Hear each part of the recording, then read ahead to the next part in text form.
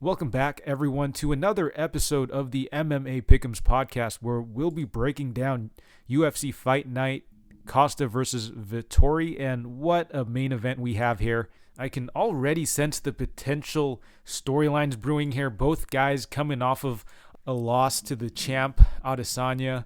Both guys looking to bounce back. Both guys need a win here to maintain their top 5 ranking.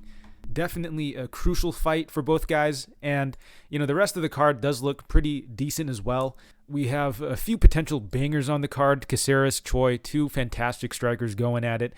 Dwight Grant, Francisco Trinaldo, a sleeper fight, and I do mean that in both senses. We have Jeff Molina on here who, the guy's looking like a pretty exciting fighter. Gregory Rodrigues, a potential prospect. The guy's very young despite looking super fucking old. So a number of fun fights on this card. A few lower level fights, but overall still a pretty solid card. And we are in the home stretch. After this, we do have 2 numbered cards back-to-back that are super stacked, but let's not look too far ahead here. In fact, I do actually want to look back to the previous weekend. Got to do the recaps for the last event. Like always, barely came away with half a unit on the UFC Fight Night card. Did actually come away with about 2 units on the Bellator card. So overall, just about 2.5 units or so for this weekend. So we'll start with the UFC. We'll kind of just run through this, try and get this out of the way quick because I actually did not have too much exposure for this card. Estela Nunes, Ariane Carnelossi. I did take a 1 unit stab on Nunes. Not a great bet just because there were a lot of question marks about Nunes coming into this fight. Super long layoff, but I did feel she had the advantage on the feet, and it definitely looked like she did. Didn't really expect Carnelossi to go to the grappling, but as it turns out, Carnelossi does have pretty solid grappling. We haven't seen it too much, but it does look like her grappling's pretty on point, and Nunes doesn't seem to have shored that up too much during her time off.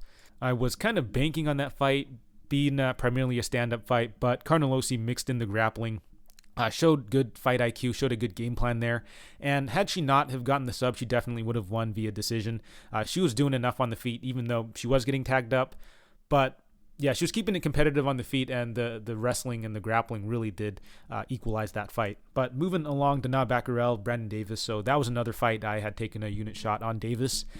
And in hindsight, that was a pretty bad bet. Davis pretty much just got outclassed on the feet, showing us why he was in fact just not UFC caliber. The guy, not to hate on him too much, I just thought that he did get cut for a reason there. He did not perform too well against prospects in his first stint in the UFC.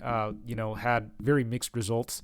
And he kind of dropped the ball here again against another prospect, but I think it's pretty clear that Davis is a solid regional fighter at best. Again, not to hate on the guy. I did take a unit shot on him, but I think we do see, or I think we can see just where Davis is at as far as like a skill level goes. I don't think he added too much to his game during the time off. I thought he might have a well-rounded enough skill set to drag this fight to a decision and possibly win there. And ultimately, the pick, I guess, was a bit of a fade on Bakkerel as well. I wasn't 100% sold on him. I thought he was a bit like KO or bust. I thought the fight would be a little closer. Did not expect Bakkerel to just completely outclass Davis on the feet. So definitely going to give some props to Bakkerel here. Coming off, 3 knockout wins now. So a very good look, but I don't know if I'm 100% on board the hype train just yet, but I doubt I'll be fading this guy anytime soon unless I get a crazy good matchup. But moving along, Lupita Godinez, Luana Carolina, so did not have any action on this fight. And, this fight just really goes to show that weight classes do exist for a reason. I do believe Godinez is the better fighter everywhere, essentially, but Carolina was just much bigger. Godinez wasn't able to close the distance well without taking damage. Carolina was just too big for Godinez to control. I mean, she did have a bit of like cage time early, but outside of that, did not have any success whatsoever. So weight class is definitely a factor here, especially in the women's division. On top of the fact that Godinez is kind of small for a strawweight as well. So not much more to say there. Danny Roberts, Ramazan Emeev. So, a little shocked with the scorecards here. 30-27 Roberts is kind of egregious. But, the issue with Emeev is, even though he's historically been a decisionator, the guy generally fights pretty close and hardly ever looks his price tag. I think he's gotten pretty fortunate with some of the matchmaking and decisions, and I guess it's finally caught up to him. But yeah, I think him at like minus 300 was a little too juiced for someone who fights as close as he does. But moving along, Andrew Sanchez, Bruno Silva. So this was a fight I just put action on very last minute. The line was getting a little wide for my liking. I capped this fight as near a pick'em, and I did say in the breakdown that Sanchez would likely be winning this fight until he wasn't. And, you know, historically, Sanchez does slow down, especially in that third round. But, you know, this performance was historically bad as far as, like, the cardio goes, right? I mean, the guy just completely shut down in the third round. Like, I knew it was over when he basically just got backed down by Silva early in that third, did not do anything but just shell up every time Silva threw a punch. I knew that at that point, Sanchez was completely gassed, and it was only a matter of time when Silva would get the finish. But pre-fight, I was thinking that Sanchez might just be able to hang on for dear life in the latter half of the fight. And, you know, at plus 140, I felt like it was starting to get a little wide because I did think that Silva should be the slight favorite, near a pick'em price for this one, and that Silva was a bit finish reliant. However, I just did not expect Sanchez to gas as hard as he did. So moving along, Nate Landwehr, Ludovic Klein, and wow, this was actually a pretty fun fight. Of course, Landwehr always brings it, and Landwehr kind of surprised me this fight. He didn't come in like he usually does, hands down. He actually kept a nice tight high guard.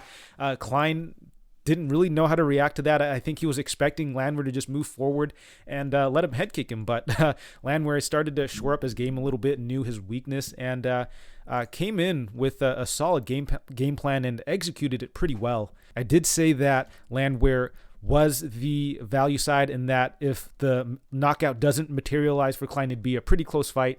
Obviously, I never pulled the trigger on that, so I can't really take too much credit there.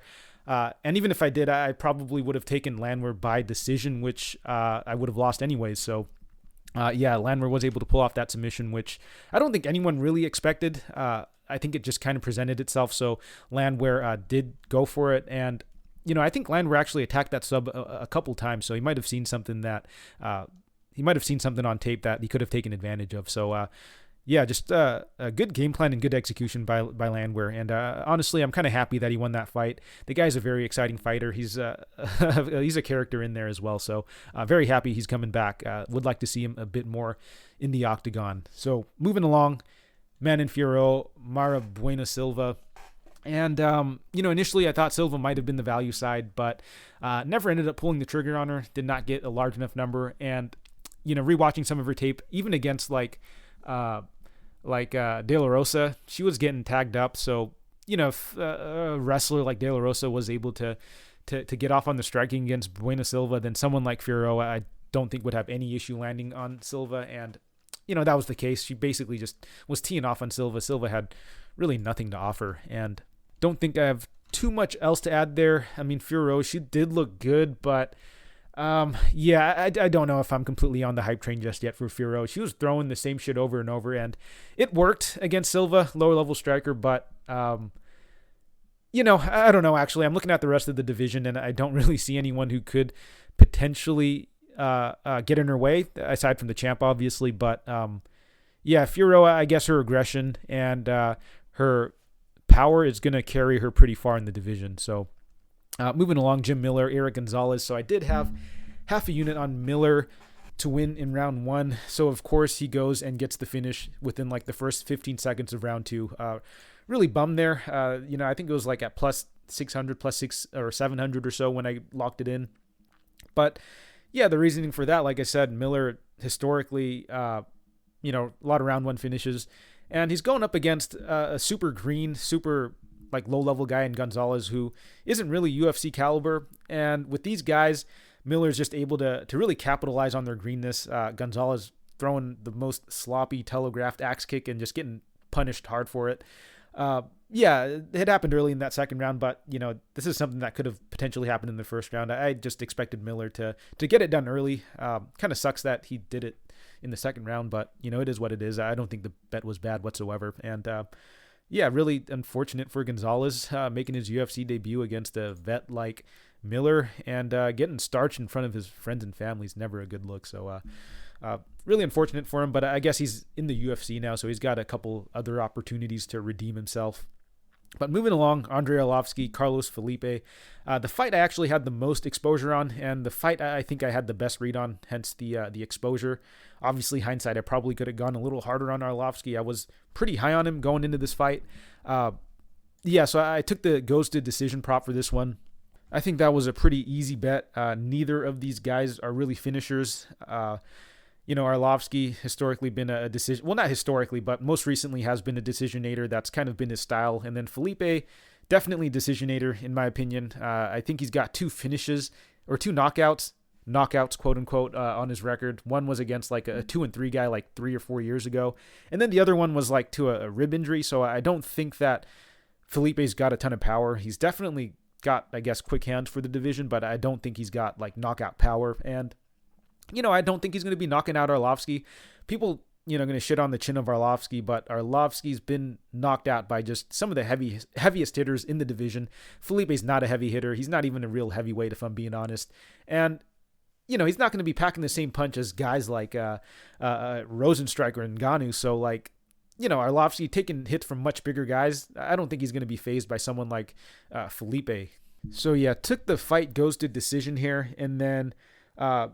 if the fight's going to decision, I think that Arlovski wins at a pretty high clip.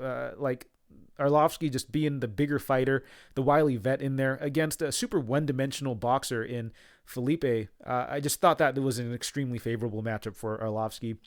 The concern was, he's a bit older. His chin might not hold up, but again, Felipe, not exactly a thunderous puncher. And I just felt that Arlovski's seen a bunch of just boxers in his day. He's faced plenty of guys like Felipe, so I don't think Felipe was bringing anything new to the table. And at the end of the day, I just don't think that Felipe is that good of a striker. Like, there were plenty of opportunities for Felipe to capitalize on in that fight. Lots of opportunities for him to potentially even get the knockout on Arlovski with some of the combinations Arlovski was throwing. Arlovski was definitely getting a little bit predictable there, and Arlovski was for sure slowing down. So against a better striker, or even a better fighter, I think Arlovski does get put out there, but it was against Carlos Felipe, so pretty easy decision win there. Felipe did start turning it on a little later in the fight, but both guys were getting pretty gassed. Not to hate on Felipe too much here, because I've been kind of dumping him these past couple of minutes, but I just felt that Felipe has been super overvalued since his Yorgan De Castro fight, where he was like a pretty big underdog, came in, pulled off the upset, and since then has been like a pretty sizable favorite in both of his fights, and then got bet to a pick him essentially in this spot. I just felt he's a little overvalued. So I just kind of went on and ranted a little longer than I should about this fight. So I ended up cashing pretty hard on this fight and ended up actually saving the rest of the night for me, because I was down like about 3 units prior to this fight. So glad all those picks ended up cashing. And lastly, Norma Dumont, Aspen Ladd, and kind of the main event we all expected, right? Like, I wasn't meaning to completely dump on the card last week. I was just trying to say the main event's pretty weak, and you can't really argue that, I don't think, but it didn't really deliver either, so kind of a disappointment there. Not much to really add to this. Ladd kind of laid an egg there. I mean, just kind of plodded forward and got her face jabbed off for most of the fight. But I guess this just goes back to my point about there being weight classes, especially at the women's division. Ladd wasn't able to just rip Dumont down to the ground and just really struggled on the feet. So not too surprised by this outcome. Kind of sad I didn't bet it, because I was on the Dumont side. I was getting a little greedy, thinking I could get like plus 150 on Dumont, but it looked like everyone had the same idea. And by the time I wanted to place a bet, she'd kind of been bet down to like about plus 120 or so. And I felt at the time maybe there wasn't a ton of value there. I respected the grappling of Ladd a bit much, and I thought she'd have a little more success there, but obviously she didn't. So it is what it is. But moving along, I did actually have a little action on Bellator. I had Corey Anderson and Nemkov and someone else. I'm blinking on the name, but super juiced favorite. I just felt he was a lock. Wanted to use him to kind of boost the odds a little bit, but Nemkov fighting someone who I don't think should have been in the octagon with him. His opponent, Angliscus, was a fill-in.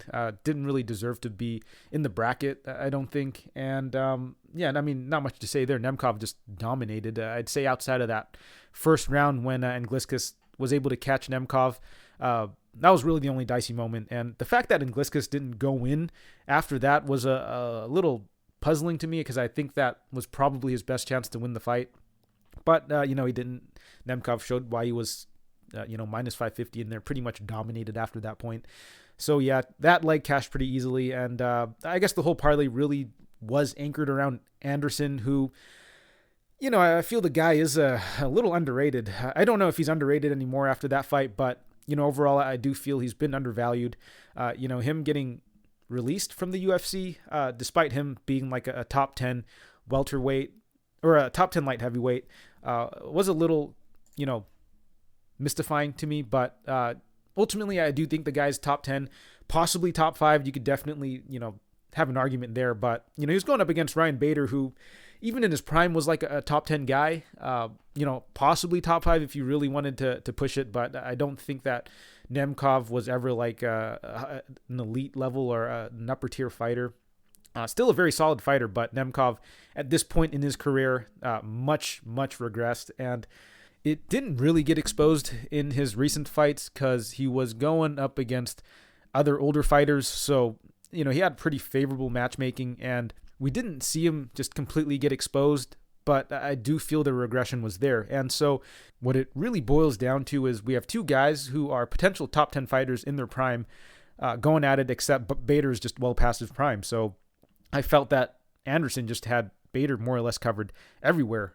Like, I felt that Anderson definitely had better hands than Bader at this point. And then I do feel that Anderson's the more effective grappler at this point as well. And then I think that Anderson has better cardio than Bader at this point also. So outside of Bader just landing like a pretty lucky shot, I just didn't see Bader really winning this fight. But yeah, that'll do it for this recap. Definitely went way longer than I'd expected it to go. And, going forward, I might just stick this in the end or something. But, I'll stick timestamps in here. So if anyone wants to skip this, get right into the breakdowns. I'll leave timestamps there. So without further ado, let's just get right into the Fight Night card here. And moving along, we have Livinha Souza versus Randa Markos. And Souza's the minus 122 favorite. Come back on. Markos is plus 102. I'll start with the slight favorite in Souza first. So from what I've seen, she does appear to be a moderately well-rounded fighter. Striking is a bit basic, can get a little wild on the feet.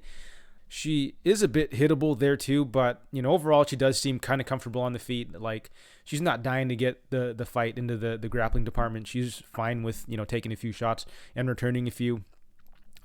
She's got pretty good durability, pretty good toughness. I know she got knocked out by Lemos in her most recent fight, but outside of that, she's shown pretty good durability. I think Lemos is on a different level compared to Souza, so I think she was able to find the button pretty easily there. But against some middling and lower level fighters, I do think that Souza is pretty tough. She does have a bit of grappling to go to as well, but not very high level there. I mean, she doesn't really have super dominant performances on the ground or anything. Overall, I just think she's a pretty middling fighter, honestly. I don't know what she's particularly great at. She's pretty serviceable everywhere, but doesn't really excel anywhere. Like I said before, a little hittable. I guess she kind of does struggle with pressure fighters a bit. I think Van Buren was, just backing her down quite easily. So if you are able to just back her down, overwhelm her, she will struggle a little bit. But her opponent, Markos, honestly, I haven't been really impressed with Markos lately either. She started off pretty strong in her most recent fight against Pinheiro, but ended up getting disqualified for an illegal upkick, which was really weird. Usually, I think they allow a little more tolerance for these exchanges, but they pretty much DQ'd her on the spot. So, really weird outcome. But that fight was actually kind of competitive up until that point. I don't think she was blowing Pinheiro out of the water or anything. But Markos, I'd say stylistically, is a similar fighter to Souza. Obviously, I think Markos might actually be a little better. I do favor her experience, but she's someone who's just kind of well-rounded, but isn't particularly great anywhere. Serviceable striking, serviceable grappling, but again, doesn't really seem to excel, doesn't really or excel anywhere, and isn't really a specialist in any department. And her record definitely speaks for it. She's 1-5 in her last 6, 10-16 overall. One of the few fighters on the roster who, under 500. And at 36, I just don't think there's much to be high about with her. I don't think she's making a ton of improvements. So yeah, this is a pretty tough fight to call.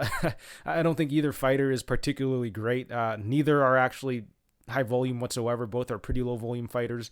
I don't think either of them have much power either, so I don't think there's like a ton of finishing upside anywhere the fight goes. So I do think that this is a pretty 50-50 fight. I think Markos did open as a dog, and as a dog, I do see a bit of value in Markos, but as it stands now, I just don't see a ton of value on either side. I think on the feet, it'll be a pretty close fight, pretty back and forth. Both will have their moments, but I don't think anyone will, put a major stamp on the fight or anything. I think Markos might have a slight edge on the ground with the grappling, but I'm not 100% sure. She hasn't looked particularly great there or anything, but neither has Souza, so I think it's kind of 50-50 there as well. But ultimately, I think I am going to slightly lean towards Markos if I had to make a pick here. I just got to favor her experience a little more. She's coming off of a pretty fluky loss and is on like a 4-fight lose streak, so I think she might come out a bit more aggressive than she used to. And, she actually started pretty aggressively against Pinheiro. I think if she starts aggressively here against Souza, she could have a bit of success. But, that fight only lasted around. I don't know if Markos is going to have it to, be aggressive, going into that second and third round. But, I think if she starts strong, I do think she could at least bank that first round and then, maybe hopefully bank another round going into the second or third round. So, overall a pretty tough fight to call. I don't think this is a particularly like high level fight or anything. But as far as the pure pick goes, I'll take Markos there. I have her winning a pretty close, maybe 29-28 decision. In the next fight, we have Jeff Molina versus Daniel Lacerda, and Molina's the -150 favorite. Come back on Lacerda is +130. So I guess we'll start with Molina first because he was the only one I was able to find any sort of footage on. So the guy is primarily a striker. Not the most technical in there, but, he will move forward. He will throw down. He's got decent power, but, he's also got pretty good volume as well. He's got a nice diverse attack on the feet, but, defensively is a bit hittable. But the guy, he's aggressive in there. He's a dog in there, super tough, super durable, and will keep coming even if he's, taking damage. Very fun fighter to watch, honestly. Very solid offensive striker, and was coming off of an absolute banger of a fight against Ricci. Very back and forth fight, but he was able to gut it out. Showed really good heart that fight, which you do like to see with some of these younger guys.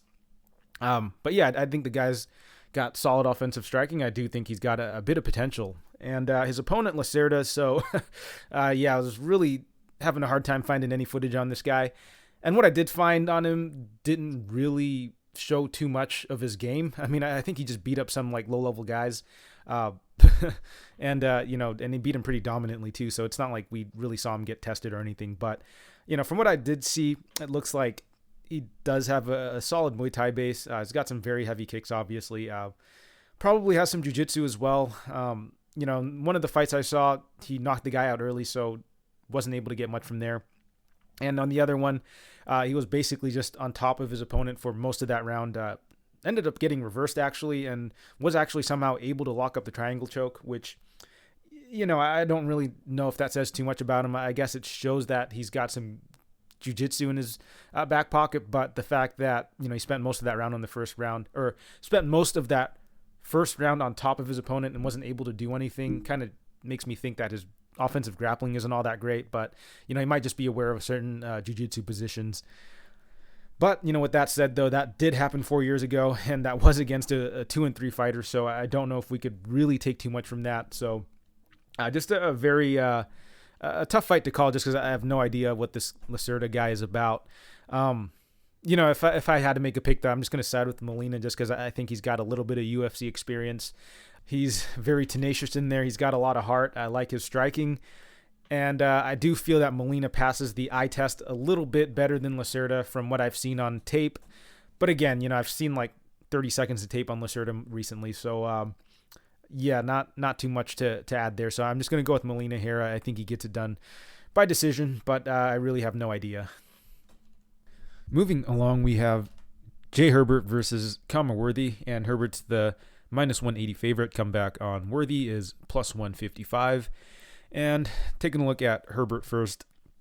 So the guy's primarily a striker. He's actually got pretty slick hands. He's got good accuracy, good footwork, good pressure and pace. He's got decent clinch work as well. Overall, just a very solid offensive striker. He's got a very exciting style, very fun to watch. Had a great time just doing tape on him. But the big hole in Herbert's game is really going to be the defensive grappling. His takedown defense isn't terrible, but if you really commit to taking him down, he can be taken down. And once you get him to the ground, he's kind of lost off his back. Not very good at working his way back up to the feet. Does give up a lot of control time. He's been able to fight out of it against a lot of these lower level guys on the regional scene, kind of just outwork him or potentially even catch him in some spots. But, at the UFC level, I think he is going to struggle against anyone with, decent grappling. In his debut fight against Trinaldo was able to get a good amount of grappling off on him. Herbert was winning in the striking exchanges and eventually did get caught, but that was a little troubling, seeing a 42-year-old Trinaldo basically just have his way with him with the grappling. I know Trinaldo's like a solid vet, but I just don't think he should have been more or less getting dominated in the grappling by a much older guy. Granted, Herbert did have a bit of success in the striking. It's just he did eventually get caught. And in his most recent fight, he is coming off of a loss against Moicano, who is a very high-level grappler in his own right. So, you can't hold that against Herbert too much, but I do still feel there are some big holes in his grappling. Now, he'll be going up against Khama Worthy, who doesn't really look to wrestle or grapple at all. Worthy is a striker himself, more of a counter striker, but he does have pretty decent volume. I haven't really seen him attack the grappling, so which is why I feel this is a somewhat favorable matchup for Herbert. But Worthy, he's definitely got some power in his hands too. He's got good timing as well. So yeah, Worthy's definitely dangerous on the feet. He's got a nice kicking game as well, but he's gonna generally look to land that knockout punch. And he's definitely got a shot here, especially with how frequently Herbert moves forward and how aggressive Herbert is. I do feel Herbert will leave openings for Worthy to catch him. But taking a look at Worthy, he's been knocked out 7 times already, so that's definitely a concern. I feel that the pressure and the pace of Herbert can definitely get to him if Worthy isn't able to catch Herbert. So I definitely feel the line where it stands is about right. I think that if Herbert just comes out, looks to pressure Worthy, he could potentially find the chin of Worthy, and vice versa. I do feel that Worthy's got a chance as well. And it's not like Herbert's the most durable dude either. He did get finished by Trinaldo. That was a really weird knockout, but I do think the guy's chin isn't the best either, but I just think that Worthy's chin's even worse. So I definitely favor Herbert's chin a little more, but it still is a concern. So my official pick for this fight is going to be Herbert. I like his pressure and pace quite a bit. I like his offensive striking. I think that he might be a bit quicker, and him just throwing down the pipe might be able to beat Worthy to the punch. So I'm siding with Herbert here. I don't think there's a ton of value at the odds right now, especially with how big of a hole Herbert's defensive grappling is, right? Even though Worthy isn't really a wrestler, he could potentially just mix that in to give Herbert something to think about and just keep him on his toes a little bit. So while I do feel that Herbert is the rightful favorite here, I just don't think I'd be able to eat the chalk on someone who's got this big of a hole in their game, even though they might not be facing someone who's known for their grappling or someone who grapples at all. It's just something there that can be exploited should they, plan for it. So I like Herbert here, but I don't know if I like the -180 price tag. Another look for this fight might just be the fight doesn't go the distance or the unders, or even the fight ends in knockout. I think both guys' chins are a little suspect, and with how Herbert fights, I think he invites a sort of a brawl, and he does force action in the fight usually. So if he's not putting his opponents out, he will be leaving his chin on a platter for opponents to take advantage of as well. So I do like the violent spot in this fight. I'll have to look at the numbers. The props haven't come out yet, but I am leaning on it not going the distance or someone getting knocked out in this fight.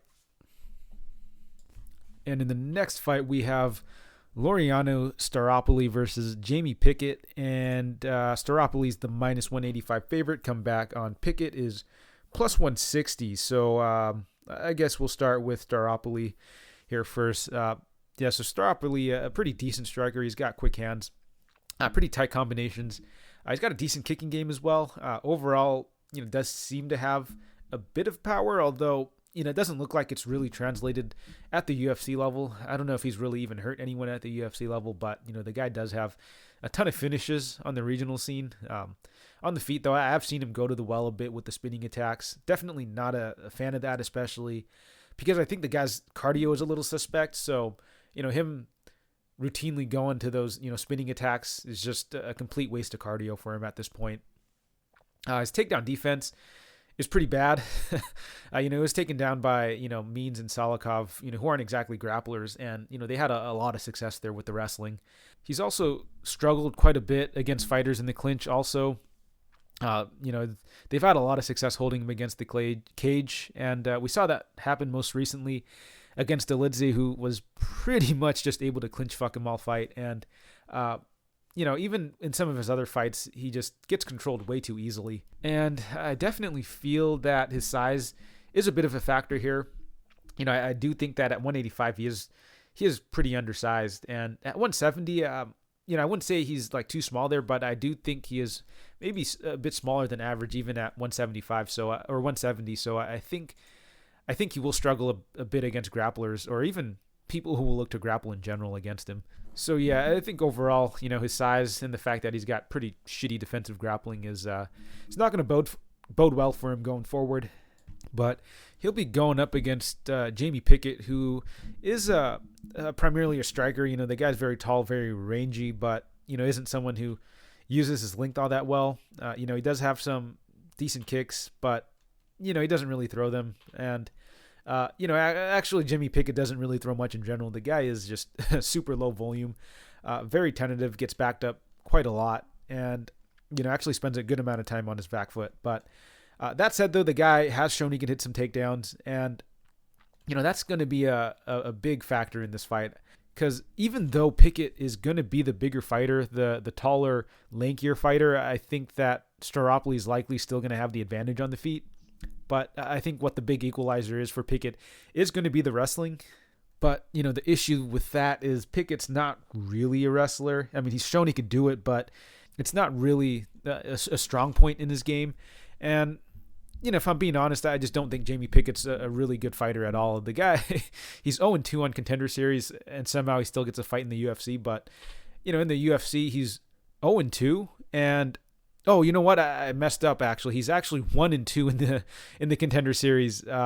His only win being against Jonathan Patty, like in his third attempt at Contender Series. Both of his fights in the UFC have been losses. One to Nchukwi and then one to Jordan Wright. So yeah, I feel that Pickett's a pretty big fraud. I don't think he belongs in the UFC. I don't know how this guy got 3 shots at the Contender Series, loses twice, and still, ends up making the UFC after 1 win. But here we are anyways, and, Pickett is coming off of a pretty nasty knockout, took a ton of damage to that fight, so you have to wonder if his chin might be cracked at this point, because up until that point, Pickett has been known to have a pretty cast iron chin. The guy was eating some nasty bombs from Soriano, was able to fight to a decision there, and had not been finished up until that point. So you do have to wonder if the damage has finally caught up to him after that Wright knockout. So bit of a concern coming into this fight, especially against Staropoli. Jesus Christ, almost had a fucking seizure there. Anyways, Staropoli's, I think, got a bit of power, even though it hasn't been seen at the UFC. He's probably going to be the quicker guy in there. Will probably have the quicker hands for sure, and will likely be the more aggressive striker in this fight. So, I definitely do have to lean Staropoli in this fight, but I just can't overlook that massive hole in Staropoli's game.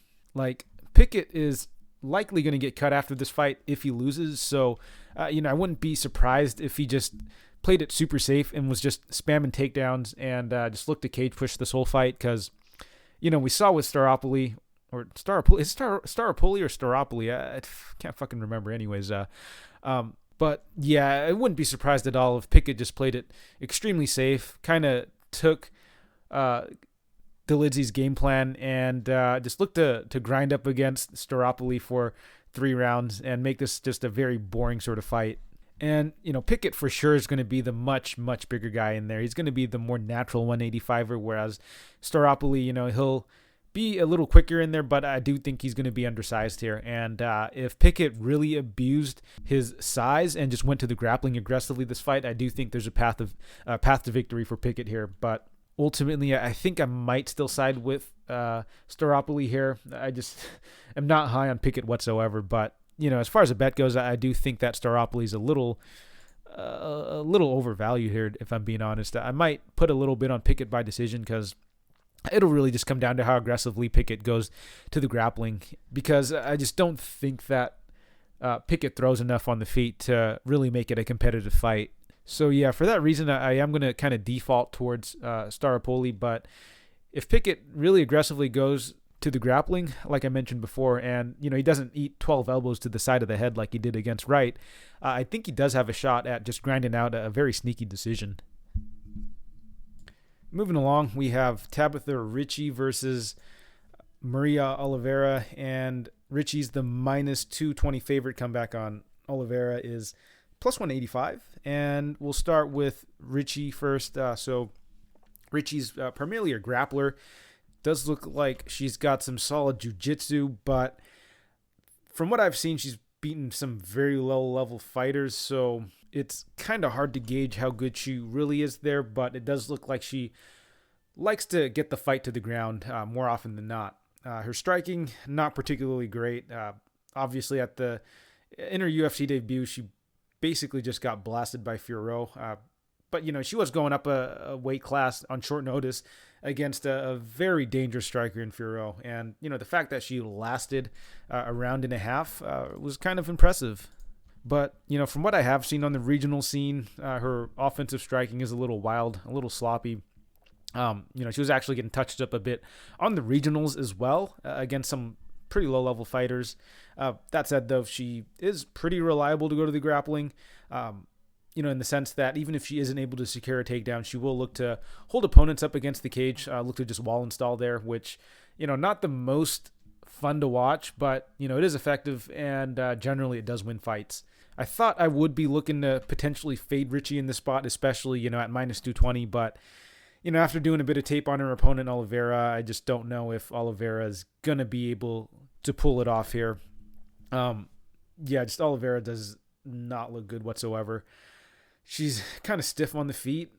She leaves her chin up, just a lot of singular strikes, not particularly great volume. And, this was against some very, very low-level opponents. And I thought I was watching some low-level stuff in the Ricci tape, but some of these fighters that Oliveira is going up against is very, very questionable, like potential amateur level stuff here.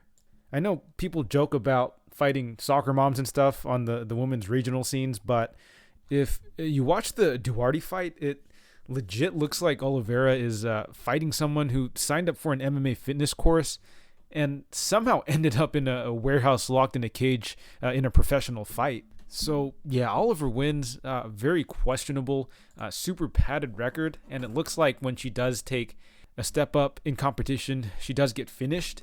That said, though, the jump up in competition is actually pretty steep.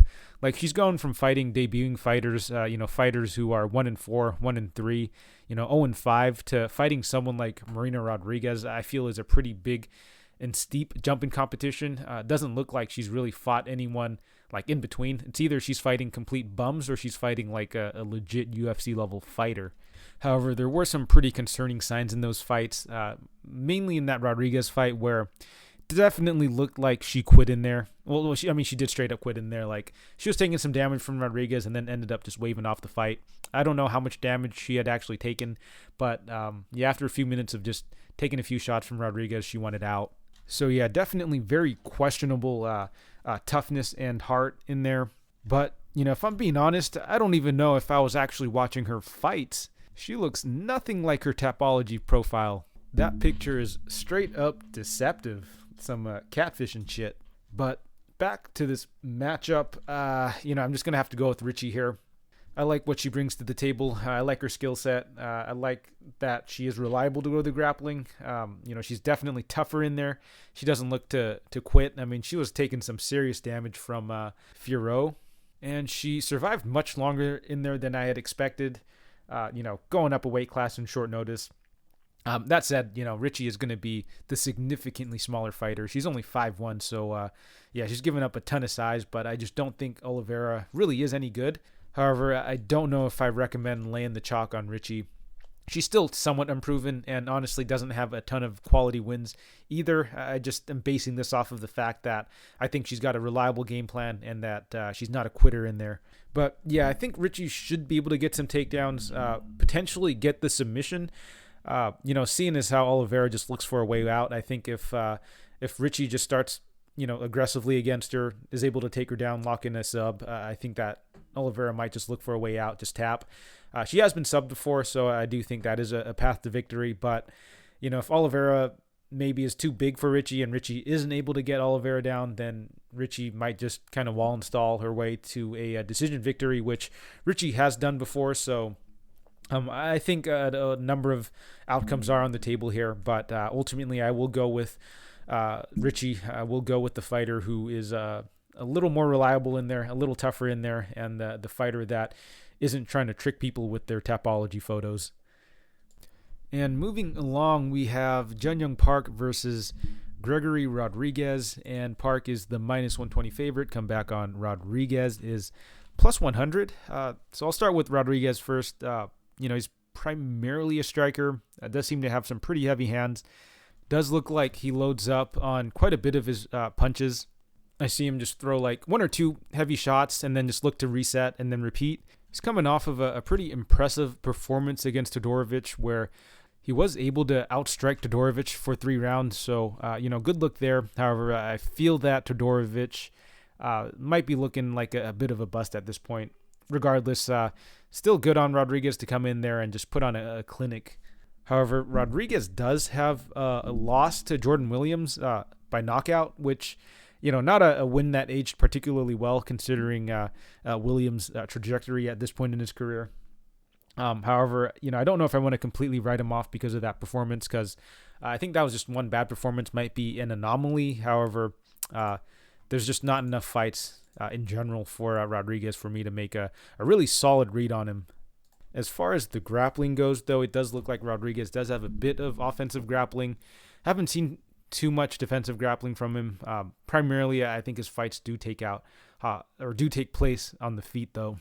And he will be going up against Park, who is a pretty well-rounded fighter, a bit of a decisionator, honestly. Not a ton of power on the feet, but he does have pretty good footwork, pretty good volume, pretty dynamic striking. Does a good job of mixing it up as well. And on top of that, he does have some wrestling he could go to.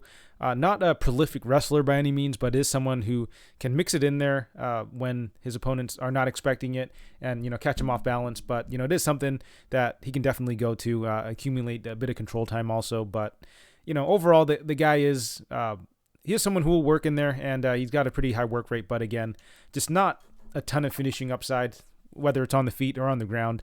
I don't think he's got knockout power. I don't think he's really submitting guys on the ground either. So generally, he just kind of wins fights by, just having a high work rate, taking initiative, and just doing a bit more than his opponents. So yeah, I think overall the guy is pretty solid. However, not a ton of finishing upside, and I do feel he's actually a bit undersized for the division. I don't know how he's going to hold up against some of the bigger, more stronger, more technical fighters in there, like. Park, he did well against Nchukwi in his most recent fight, but, Nchukwi's not super technical, and, Nchukwi's, I think, a bit small for the division as well. Not small like muscular small, but small like frame small. Like, Nchukwi's big and strong, but still a little undersized for the division. And, Park is going to be going up against a pretty big middleweight in Rodrigues. Like, I feel there's going to be a pretty noticeable size and strength advantage in this matchup, and if that's the case, I don't know how much success Park is going to have with the grappling. I think that the grappling is a very big part of Park's game. Like, if it's just 100% a stand-up fight, I think that Park struggles, but it's his ability to mix it up that he's able to win a lot of these fights. And, you know, if he's not having success in the grappling here, I do think he'll struggle a bit. I think that Rodrigues might be the better striker here. I definitely think that Rodrigues will be landing the heavier shots on Park. And if this is a 15-minute striking affair, I do have to side towards Rodrigues pretty significantly, just because I think that Park, while he does have more volume, I don't think he's going to be landing very damaging shots. You know, just throwing some leg kicks and jabs out there is probably not going to be enough to win it on the cards against Rodrigues, who's likely going to be landing just way heavier, way more effective shots on Park. I mean, I could be wrong here. Park, he's a pretty solid defensive striker. He's good at evading shots, staying defensive. But, over the course of 15 minutes, I don't know how much damage he's really going to be able to mitigate if he isn't able to get his grappling going, right? But, if he is able to get his wrestling going, he could potentially win some minutes there. But, it remains to be seen how well his wrestling is going to look against a much bigger, stronger opponent. Because, if we kind of look at some of the opponents Park's fought, he's actually fought some other, smaller middleweights as well. Like, for example, Anthony Hernandez, which, he actually lost to, is a pretty undersized middleweight. Marc-Andre Barriault, probably the most legit heavyweight or middleweight he's fought, but Barriault, I think, is a little small for the division. Not like his frame, but, the guy's honestly kind of soft, if I'm being honest. And then John Phillips, who doesn't really have that middleweight frame either. And then, of course, Tafon Nchukwi, which I had spoken about earlier. So, yeah, all these guys don't exactly have a massive middleweight frame, whereas Rodrigues, this guy is fucking huge at middleweight. So, yeah, I feel this could be a pretty tough matchup stylistically for Park. And for that reason, I am going to have to side with Rodrigues here. I think that he should be able to keep it standing long enough to win on the cards here. So the pick for me is Rodrigues, and I'll have him winning by decision. Moving along, we have Nikolai Negumereanu versus Ike Villanueva. And Negumereanu is the minus 210 favorite. Villanueva is the plus 180 underdog. And I suppose I'll start with Negumereanu here. So, man, watching tape on this guy, I just don't really know what he's good at. He's a bit plotty on the feet. His volume, not particularly great, but, he will move forward. He will load up on his punches. Does seem to have a bit of power, but, on the feet, the guy does seem a little slow, though. And, he's very hittable. So, yeah, not great, but, he's very tough and will move forward and throw. So, the guy, he's definitely scrappy. But, outside of that, I just don't see too much that I like from him, at least from a technical standpoint. And then as far as the grappling goes, I guess he's got a little bit of that to go to. He's got a ton of finishes, submissions and stuff at the regional scene against lower level guys, but I just don't know how that's going to translate to the UFC. He was going for, I believe, some leg locks against Saperbag Safarov in that fight, but he didn't really have any sort of success there. And then in his most recent fight against Khama, he came in as a pretty sizable underdog to Khama, who I really don't think is UFC caliber. But, that was a pretty back and forth sort of fight. It got kind of sloppy there, but, he was able to win that fight just, because he was moving forward, was throwing a little bit more, and was just taking all of the damage from Khama, and was able to kind of Homer Simpson his way to a victory, honestly. But, yeah, the guy, I guess, is pretty durable and tough, and that can generally win you a decent amount of fights at the UFC, as long as you're not fighting just super high level opponents that can take advantage. But I guess against middling level fighters, you can kind of just tough out wins a lot of the time. And Villanueva is definitely one of these fighters I'd categorize as mid lower level, someone who's pretty one dimensional, not particularly skilled, but he does seem to have a bit of power in his shots. But overall, though, Villanueva doesn't really bring much to the table. Just looking to wing hooks in the pocket there. Can definitely hurt opponents. But again, I just don't think his power is really translated all that well to the UFC. He's got one knockout win in the UFC, and that was against Vinicius Moreira, who's, one of the chiniest fighters in the UFC. And, Villanueva not being able to finish Pacquiao in his most recent fight, I think kind of speaks a bit to the power of Villanueva. Like, yeah, the guy's knocking out guys on the regional scene, but when it comes to the UFC, I just don't think it's really going to cut it. And I feel that Villanueva's durability is a bit questionable at this stage in his career. He's getting a bit older. He's 37. And the fact that he's been finished, I think, in 2 of his last 3 fights is a bit concerning as well. Actually, it looks like he was finished in 3 of his last 4 fights, but one of those was from a doctor stoppage. He was getting pieced up pretty badly by Jordan Wright in that fight. So, yeah, I think the guy, super hittable, got durability concerns. So, I was actually looking to potentially fade Negumereanu in this fight, but I really don't know if Villanueva is going to be the guy. I just don't like how hittable either guy is, honestly. But if this is going to be a very back and forth sort of fight where, both guys are hitting each other, landing on each other, I definitely don't want to bet the fighter who's got durability concerns in Villanueva. I also think Villanueva is a bit undersized for the division. However, I do feel that Villanueva should have the quicker hands in this matchup, but Negumereanu is going to be the much bigger fighter. He's probably going to hit a bit harder. And he's definitely going to have the reach advantage, although I don't think that Negumereanu uses it well. But yeah, man, this is a weird fight, honestly. But, I am going to side with Negumereanu here. He's the much younger fighter, and I think that he's going to be able to take Villanueva's best shots and definitely return him, do some damage himself.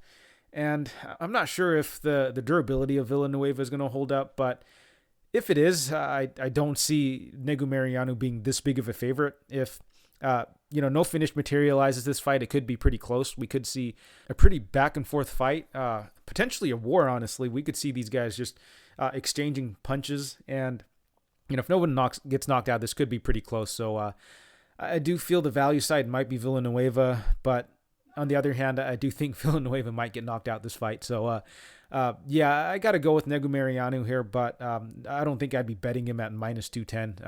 I wouldn't take Negumereanu at minus like 200 over anyone, honestly. So the pick is Negumereanu. I think he gets it done, round 2 knockout. But, if this goes to a decision, it could get pretty hairy.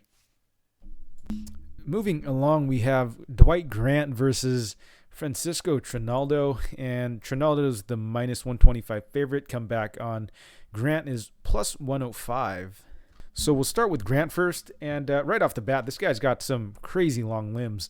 I actually don't think he's got crazy reach or anything. I mean, his reach is good, don't get me wrong, but I feel like it's kind of exacerbated by the fact that he's got a small-ass torso. But yeah, he's got very funky proportions in there, but as far as his striking goes, he's got pretty heavy hands. Definitely dangerous on the feet. He's good when he's pressuring, but he is dangerous when he's on his back foot as well. Don't see that a lot in MMA, but he's pretty dangerous when he's backing up. However, one thing he kind of does struggle with is the volume, and you do see that a bit with power punchers. He can spend a lot of time, backing up, looking for that perfect shot. And if that knockout doesn't materialize, he will struggle a bit when it gets to the cards. All 3 of his decisions were splits, and he could very well have lost all of them. But, he was able to do enough to just barely win it on the cards in those fights. But yeah, the guy's got a very dangerous right hand. However, he's pretty knockout reliant, and if it goes to the cards, it could be a little dicey there. However, he's going up against Trinaldo, who is notoriously low volume as well. Trinaldo, I think, is actually a bit more well-rounded, but I just don't know if Trinaldo's looking to really grapple that much at this stage in his career. He actually did go to it a little bit against Herbert, and then a little bit against Salikov as well, but for the most part, he will look to just stand and strike. I don't think that the cardio is quite there at 43 anymore, and neither is the volume, I guess, but the volume's never really been there, honestly. And Yeah, man, Trinaldo definitely does seem to have some power, but I'm not sure if that's really going to translate much or translate well to 170. The guy's historically been a lightweight and is moving up because he hasn't really been able to cut the weight anymore. So, moving up to 170. And at 170, I do feel that there is a pretty significant size disadvantage for Trinaldo. And, Trinaldo's always been a pretty big lightweight, but that extra 15 pounds, I think, makes a pretty big difference. Like, in his fight against Salikov, his first fight at 170, we saw a pretty noticeable, discrepancy in the size for Salikov. Salikov was able to land some pretty nasty shots on Trinaldo, was able to knock him down, was able to work him a bit in the grappling as well. So yeah, I feel like the size definitely is going to be at play here at this division for Trinaldo. That said, though, Salikov is still a pretty legit fighter, so you can't hold that too much against Trinaldo, and Trinaldo did okay, I guess, all things considered, but just was never really in that fight. And he'll be getting a slight step down in competition here against Grant, who is a bit older himself. So at 37, Grant is no spring chicken, but compared to Trinaldo, he's kind of young, I guess, because 43, I mean, that is super old, ancient for the division, honestly. Anyways, Trinaldo getting a slight step down in competition, but I do feel that Grant is still going to be pretty dangerous. And, seeing Trinaldo get knocked down in both of his most recent fights is a bit concerning in this matchup. Trinaldo has shown pretty good durability, though, throughout his career. Despite getting dropped, even in his two most recent fights, he was able to recover pretty well, was actually able to get that comeback win on Herbert, get a knockout win over Herbert late in the third, and then against Salikov, he never came back from that fight, but, Salikov just, I guess, kind of coasted afterwards, but Trinaldo's shown pretty good durability and recoverability so far. However, that still is definitely a concern coming into this fight against Grant, who I think has got better power than both of those guys, potentially. I don't know about Salikov, but I think he's definitely got more power than the likes of Herbert. But, I do feel that Grant might have a little more killer instinct than Salikov. I think that if Grant has Trinaldo hurt, he might just swarm him. But that said, though, I mean, he could very well blow his load out like he did against Rodrigues, where in that fight, Grant had Rodrigues hurt pretty badly early in that first, completely blew his load, wasn't able to get Rodrigues out of there, and then Rodrigues was able to completely turn the tables on him. And that definitely could happen here. Like, I could definitely see Grant hurting Trinaldo, knocking him down, and then just unloading on him, but not being able to finish him, and then that leading to Grant gassing out and leaving him open to getting finished also. So that's definitely a live outcome, I think. But I think more likely than not, we see Grant potentially getting the finish on Trinaldo. But again, two very low output fighters. If Grant isn't able to knock Trinaldo out, I think this could be a very low output sort of fight. And if that happens, this could just be a 50-50 fight, at least, if it goes to the scorecards. So I can kind of see why it's at a pick'em or near a pick'em right now for that reason.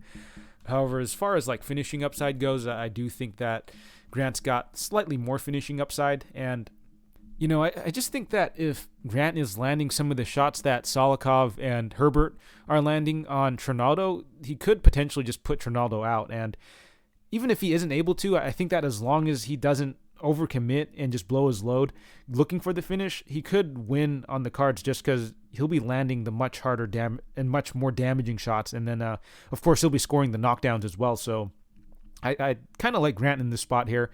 Obviously, I don't like how low volume he is, but Trinaldo's pretty low volume himself, so I think if this goes to decision, it'll be a close fight, but I do think that overall, Grant might just be landing some of the heavier shots, and then if he's getting any knockdowns along the way, I think that's definitely going to be in his favor. And then obviously, I do feel Grant has slightly more finishing upside.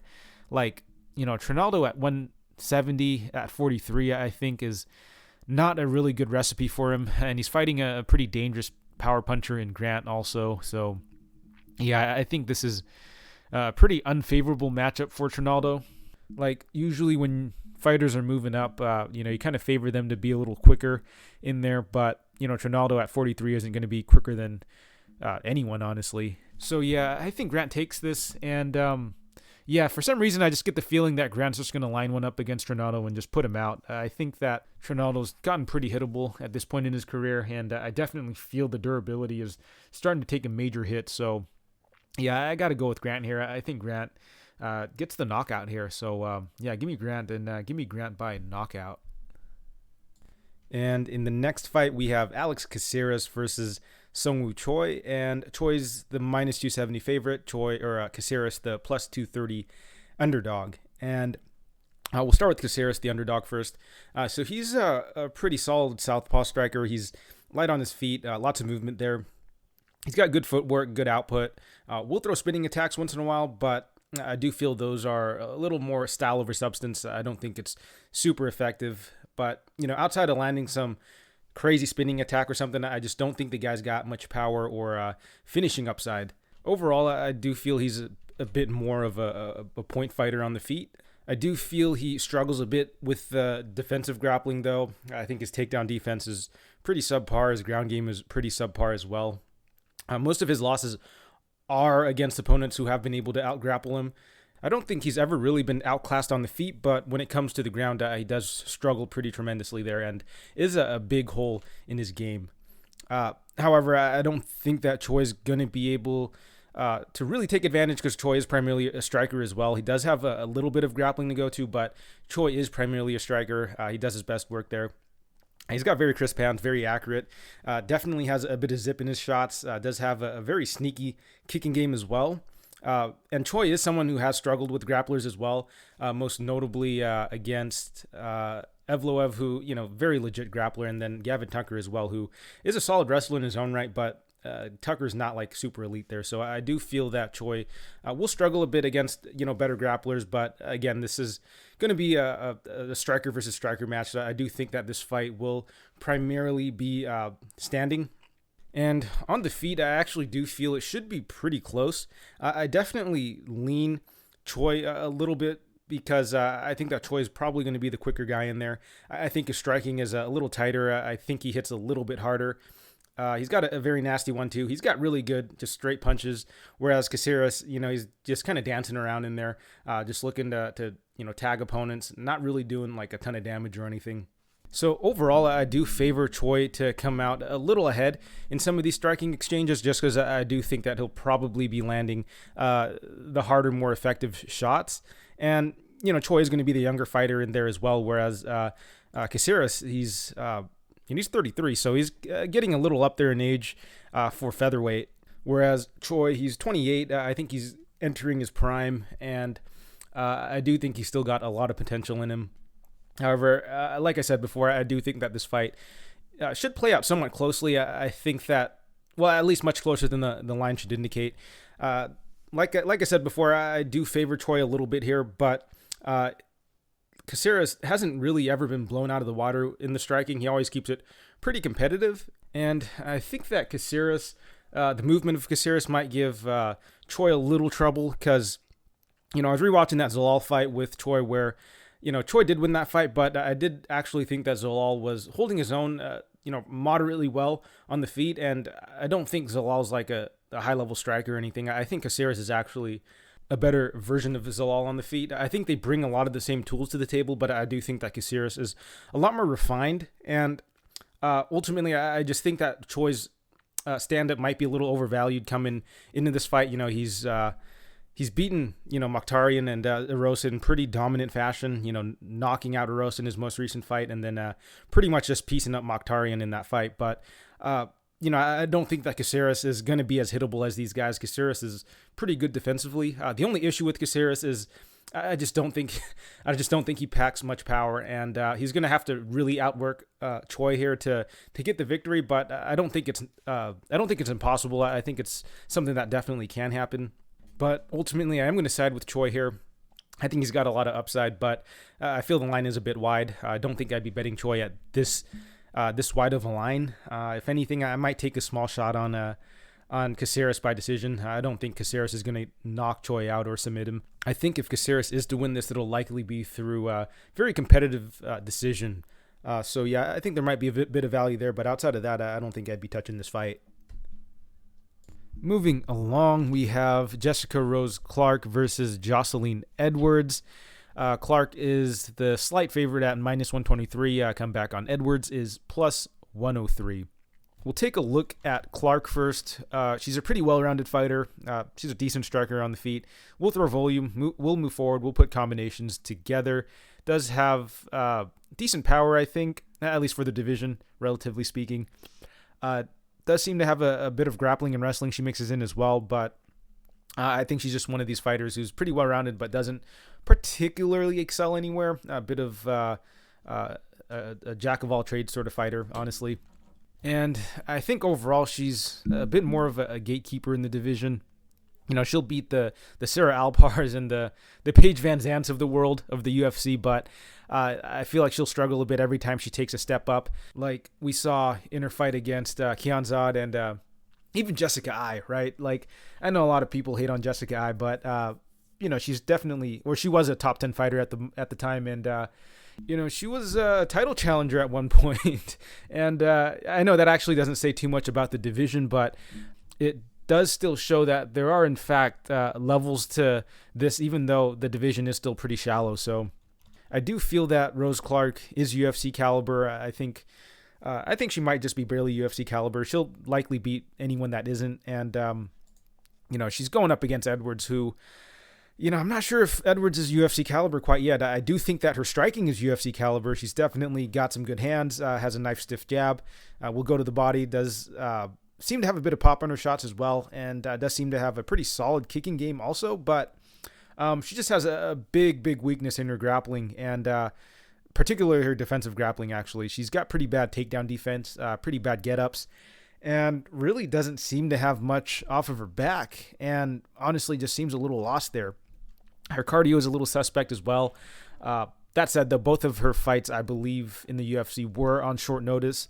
So, you know, I'm not going to completely write off her cardio just yet, but she does slow down pretty significantly in those fights. And there was a bit of grappling in both of those fights as well, so I feel like that may have contributed to her gas tank issues in those fights as well. But taking a look at this matchup, stylistically, I do have to favor Edwards a little bit more on the feet. I think she's a little more technical there. I think she's got a little more power, and she will be the longer, bigger fighter in there. So I think that on the feet, it does favor Edwards there a little bit more, but I just can't get over how bad her defensive grappling is. And Clark isn't a great offensive grappler, but she has shown she can mix it in and that it is a part of her game. So I feel that if she attacks it, she definitely can have a bit of success there, because, you know, I think Wu Yanan was actually having a bit of success against Edwards in the grappling as well. And that was actually Edwards' first fight in the UFC against Wu Yanan. I actually did better in that fight, thinking that if it was just in the stand-up, she'd most likely win, and Yanan's not really a grappler, so I felt that, you know, over the course of 3 rounds, she could probably just outpoint Yanan. And, you know, that first round, Yanan was actually having a decent amount of success on top of Edwards. She wasn't able to get much done there, but Yanan was able to accumulate quite a bit of control time on Edwards in that first round. And Yanan is not a good grappler whatsoever. Yanan's actually not a good fighter at all in general, but the fact that the fight was as close as it was, and the fact that Yanan had as much success as she did on the ground is very concerning on the Edwards side. And then most recently, we did see Edwards get more or less dominated by Karol Rosa in the grappling. Karol Rosa basically, I think, had 10, 11, 12 minutes of control time on Edwards in that fight. And, you know, Rosa's, I think, a much better grappler than Clark. But, you know, the fact that we've seen Edwards struggle that much with the grappling leads me to believe that there are still just massive holes in her game. And, you know, during these few months off, I just don't think those are holes that she's patched up all that much. You know, these were issues that she had on the regional scene, and she still has them. So, you know, very, very concerning on the Edwards end. Honestly, watching some of her fights kind of gives me Antonina Shevchenko flashbacks, just complete fish out of water off her back. So, I'm going to have to go with Clark here just by default. I can't pick the fighter who has that big of a hole in her game. So, yeah, the pick here for me is Clark. I'm not super high on her, but I do feel there's a very clear path to victory with the grappling. If this was a stand-up fight, I would favor Edwards. But, I have a feeling Clark might go to the grappling a bit, and if that happens, I think this fight could get very lopsided very quickly. So the pick for me is Clark, and I might actually bet her at minus 123 because the line is actually closed up a bit for some reason. When I was looking at it a little earlier, she was a much bigger favorite. But as it stands now, I do think there's a bit of value on Clark. I think that she could look like a very big favorite if she aggressively attacks the grappling. And even if she doesn't, I think that she could keep it competitive enough on the feet to the point where maybe a takedown at the end of the round could potentially secure her the round. I don't think Edwards is going to blow Clark out of the water, but I wouldn't be surprised. I mean, Clark is not that great of a striker, but I do expect her to mix in the grappling a bit to really steal these rounds. So yeah, give me Clark and give me Clark by decision. And in the co-main event, we have Grant Dawson versus Ricky Glenn. Apparently he goes by Ricky now. So Dawson's the minus 280 favorite. Come back on Glenn is plus 240. Anyways, we'll start with Dawson. So Dawson's primarily a grappler. I don't think his striking is particularly good. It actually seems a little uncomfortable when he's standing. He's pretty hittable on the feet. But that said, though, he is very reliable to go to the grappling. He's actually quite relentless with it. We'll look to get in on the single, look to hold opponents up against the cage. If he's able to get opponents down, he does generally stay somewhat busy, with the ground and pound and the submission attempts. The guy fights well in there. He definitely fights to his win condition. He knows he's not a great striker, so he'll look to get the fight to the ground as soon as possible. But, despite his grappling success so far, I feel he will struggle against more natural 155ers. He's fought most of his career at 145, but it looks like he's starting to struggle a bit with the weight cut, so he's moved up to 155. I think his two most recent fights outside of 155, or before he went to 155, he missed weight a couple of times, and actually I think he missed weight once, and then one was a catchweight fight, so something along those lines. Overall, I just feel that he's struggling with the weight cut a little bit. Hard for him to make it down to 145, so he's fighting at 155 now, and his one fight at 155 was against Leonardo Santos, who's a pretty big 155er, if I'm being honest, and is actually a pretty solid grappler. But we did actually see Dawson struggle a bit against Santos, who, he had a hard time getting him down, had a hard time controlling him. And, Santos, despite being a pretty solid, pretty good fighter, is an old guy. He was 41 in that fight, so watching Dawson kind of struggle against him was a little concerning, especially since I think Dawson relied a bit on his size at 145 for his success, and at 155 you kind of take that away a bit. So going forward, I think it's going to be a bit interesting, and he'll be going up against Ricky Glenn, who I think fought at 145 as well for most of his career, and he's coming back to 155, or no, he's moving up to 155 in his return to the UFC. He took a decently long layoff, and does have one fight under his belt since that layoff. But he's at 155 now. I do think that Glenn is a little undersized as well, so I think that Dawson, he might have a bit of success against Glenn here. Anyways, Glenn, he's a pretty well-rounded fighter. He's got pretty unorthodox striking on the feet. He's got pretty decent volume, good variety of attacks, and does have a bit of offensive wrestling to go to as well. However, I think the big hole in his game is his takedown defense. Doesn't look particularly great. I've seen him taken down pretty easily. I've seen him controlled there, but he does a pretty good job of working his way back up. There were a few fights I actually seen him just throw elbows and stuff off his back, but I feel generally, though, he does look to fight to get back up to his feet. And this is a very interesting matchup. I think that Dawson definitely should be favored here. Dawson extremely consistent with his grappling, and Glenn does seem to have some holes with his takedown defense and defensive grappling. So I do feel there's a pretty clear path to victory here for Dawson, but I can't help but feel the line is a little bit wide still. Like, despite, Glenn's weakness kind of playing into Dawson's strength. Glenn is a very tenacious fighter in there. I don't think he's one to really accept bottom position, but then again, I don't think he's really fought a really just mothering grappler like Glenn or like Dawson. So this could be a very tough matchup for Glenn, but I feel that Glenn should be able to work his way back up to the feet. And, if Glenn is able to keep the standing for a good 8 or 9 minutes, he could potentially steal a decision here, just because I think that Dawson's striking is extremely unreliable. I don't know if that's the right word, but I just don't think that Dawson's that good of a striker. He'll have to really go to his grappling to win this fight, because on the feet, I do think that Glenn should be able to land more or less at will on Dawson. But ultimately, I am going to have to side with Dawson here. I think he has a much clearer path to victory, and I just really like how he fights to a game plan. He doesn't really mess around in there, so I'll pick Dawson to win. But at these odds, these odds kind of suggest that Dawson would just dominate Glenn in here, and I really don't think that's the case.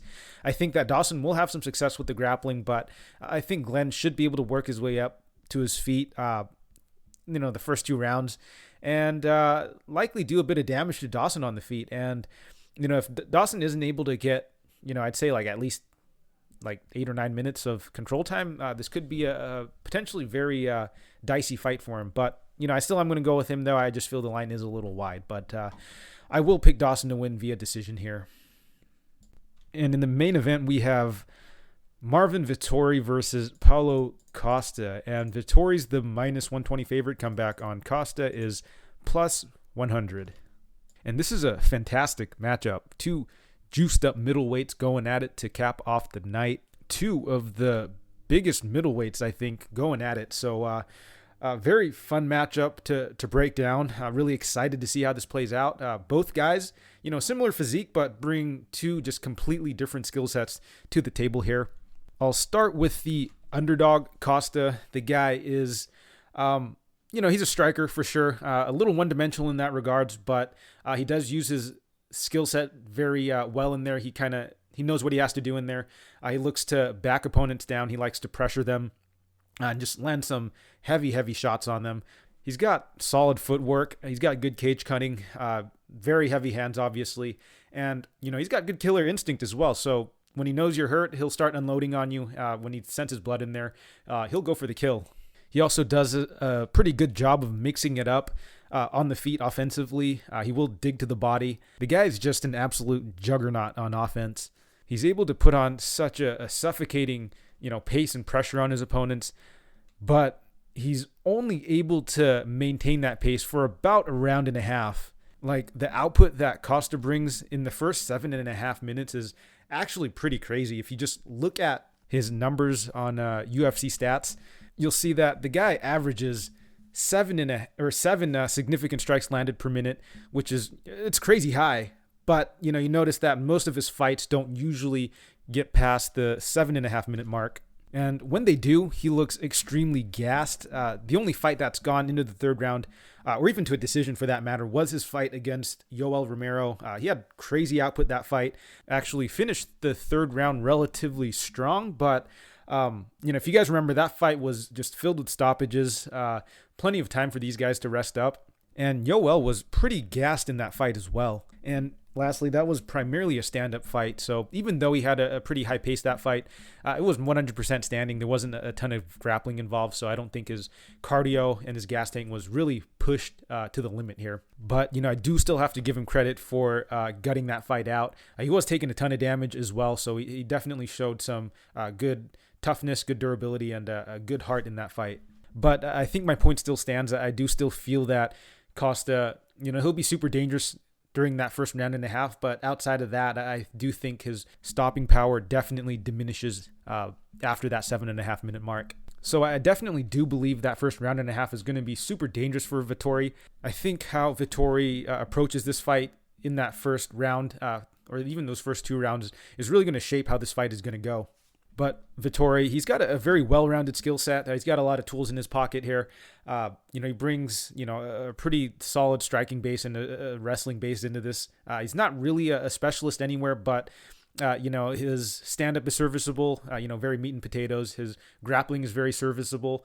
And overall, the guy's just, very tough and he's got good cardio. So, that just having that skill set, just having all these tools just makes him a very potent fighter. I think he's got a pretty effective style. I do think he'll struggle against guys who are a bit more of a specialist in their department, as you start getting higher up into the division. And, I guess I would kind of classify Costa as a specialist. I just don't think that he's quite elite at the moment. He's definitely dangerous and he does fight to his win condition, but I just don't think he's high enough level to be able to flawlessly execute the type of game plan that he wants. But going back to Vettori, the guy, like I've been saying, is very well-rounded. He's just got a solid skill set. But, I guess the downside to that is he's just not particularly dangerous. I don't think that Vettori, despite looking like an absolute meathead, he doesn't really pack much power. So, I don't think he's really much of a knockout threat. And I don't think he's good enough in the jiu-jitsu to be a massive submission threat either. But since he's just such a generalist, I do think that he's able to mix it up well enough and do enough to win a lot of the time on the scorecards. Like, I don't think his striking is elite or anything, but it is serviceable. He'll keep it close in a lot of fights. And if he's not able to beat you there, he'll mix in the wrestling, look to get a bit of control time, if your takedown defense is deficient. Or if, you're a good grappler and your striking is a bit deficient, he'll look to take advantage, in the striking department. So the guy is good enough to really take advantage of other fighters who might not be as well-rounded as him, but he will struggle against guys like, I'd say Izzy, who, completely outclass him on the feet, but are good enough to keep the fight standing to really do work there. But on the flip side of things, we do see it play to the favor of Vettori when he's up against someone like Holland, who's a legit striker that doesn't really have good takedown defense. So, Vettori is able to take advantage of that. And then same with Hermansson, who's a good grappler but doesn't really have good striking, so Vettori is able to keep the fight standing and take advantage of Hermansson's subpar striking. And then similarly with Roberson, Vettori was able to take the fight to the ground and submit Roberson, who, Roberson's a striker who doesn't really have really good sub defense, honestly. So Vettori, very opportunistic, very well-rounded fighter. So yeah, this is a pretty good matchup here. I actually think it's somewhat straightforward. I think that Costa's definitely got finishing upside in that first round and a half, maybe 2 rounds if he paces himself a little better. But I feel that if he isn't able to get Costa out of there, or if he isn't able to get Vettori out of there earlier, Vettori can start to pour it on in the latter rounds as Costa starts to slow down. And like I said before, those first 2 rounds are going to be absolutely crucial for Vettori. I think his best plan of attack there is to probably just go to the grappling early and really just look to wear on Costa early. I think it's in Vettori's best interest to avoid the striking early. Honestly, just get your hands on Costa in any way possible. Make Costa really work, really use his cardio to get the fight at distance. You really don't want Costa to get his striking going.